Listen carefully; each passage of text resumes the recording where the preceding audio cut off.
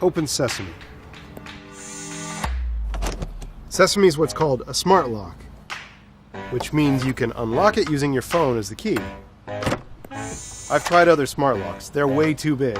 Their apps are confusing. They take too long to connect. And they're a hassle to install. And I'm pretty handy. But Sesame's different. You can install it in seconds, literally.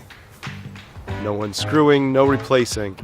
Sesame has a patented design that fits any latch anywhere in the world. The app is handsome and intuitive. But you can open your door without it, like this. Or like this.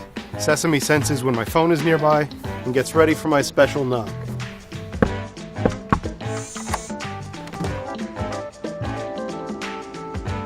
And I can get the optional Wi-Fi access point. It plugs into the wall nearby, so Sesame is always on my home network, and it's linked to the access point with Bluetooth, which keeps it connected while going easy on the batteries. And with no keys, it's easy to let other people in too. I can choose who has access and who doesn't.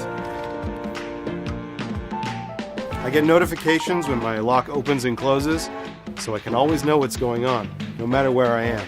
And it's got military-grade encryption. No one's hacking this thing. Open Sesame. Ta-da!